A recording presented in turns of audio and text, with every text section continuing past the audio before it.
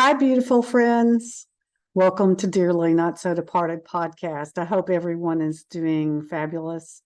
Today, I wanted to talk to you about allowing ourselves grace and letting ourselves off the hook. When, especially when our loved ones make their transitions for whatever reason, it does not matter. But And I also want to say that, sometimes it's an easier process for people than it is for others. For instance, my experience with the whole transition thing was very abrupt and very, it seemed very, I don't know, the word that's coming to me is brutal at the time, because it was. And it was so unexpected. And but I want to one of the things that I think has really become super important to me over the last 16 years has been to give myself grace and to let myself off the hook and to just be easy with yourself and know, and to acknowledge. And the other thing that I want to say, and I personally did not do a very good job of this at that time. I did not feel those those feelings of sadness, those feelings of anger, those feelings of grief. I wouldn't allow myself to go there. And I'm here to tell you straight away, it's okay if you do that and give yourself grace, but there is a better way. And the better way is to allow yourself to feel those feelings in whatever way works for you. I don't, I don't recommend unpacking your bags and staying there in that state of grieving or sadness or missing or loneliness or any of those things. I don't because we are here to live life to the fullest. And our dearly not so departed loved ones, trust me, that is what they want for us more than anything. They want to, and they are right here with us. I did something fun a couple of weeks ago. I don't know if you've ever heard of aura photography.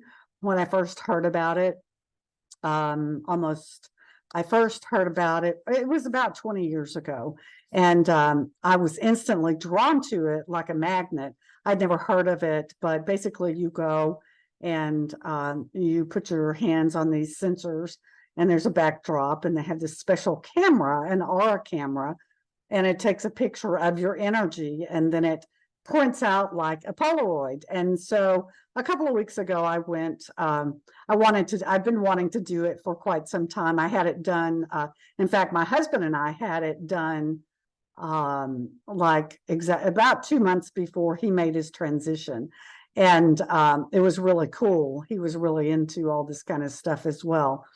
And so we went and had it done, and it was fascinating. But it's interesting because I've been on this very, I'm not going to call it intense. At times it's felt intense, spiritual journey of just uncovering and wanting to be the best person that I can be, and wanting to be the greatest uplifter that I can be, to be the light, to be an example to others that no, you don't have to walk around for the rest of your life in that missing, in that grieving energy. If you don't want to, if you want to, that's okay. This is probably not the recording or not the channel for you, because that's not what I'm about. I know beyond a shadow of doubt that I'm here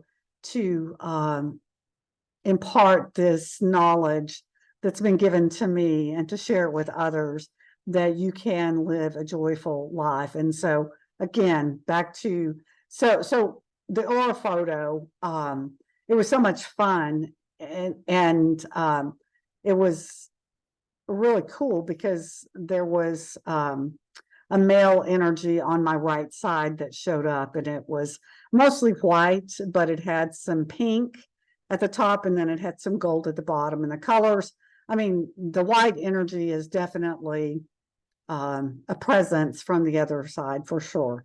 And that was really cool. And of course, I knew it was my husband.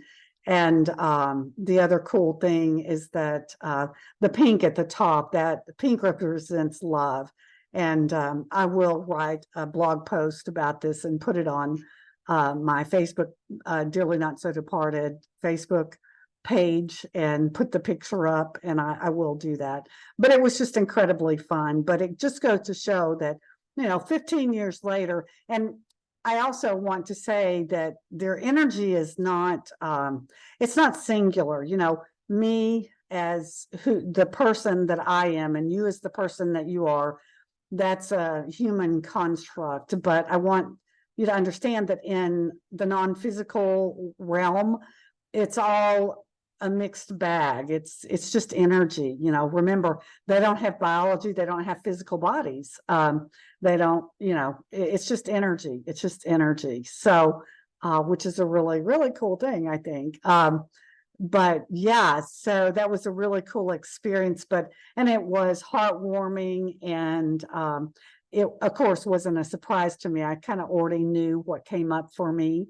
And but it was just a lot of fun. And so if you are curious about these kinds of things, I encourage you to check them out and see how it feels. You know what? And if you don't like it, if it doesn't feel good, then don't do it. Just step away, move back. That's what this is about. And back to giving ourselves grace. And it can be due to the fact that our loved one has made their transition, and we're just not feeling it. We're mopey, we're depressed, we're just not feeling our life force fully flowing through us. And we get to make a decision.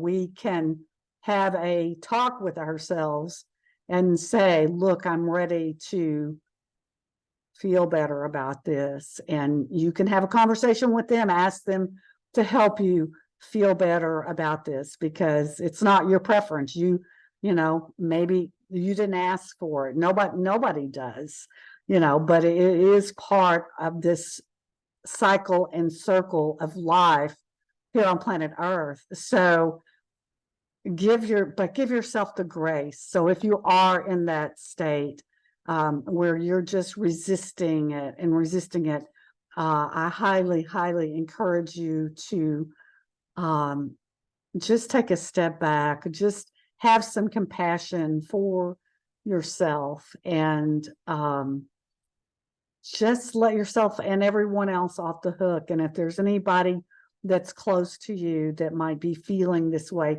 also let them off the hook. I made a lot of missteps after the abrupt transition of my spouse. And but it was part of my journey to get where I am today. And so again, I'm going to give myself grace about the way that I handled that.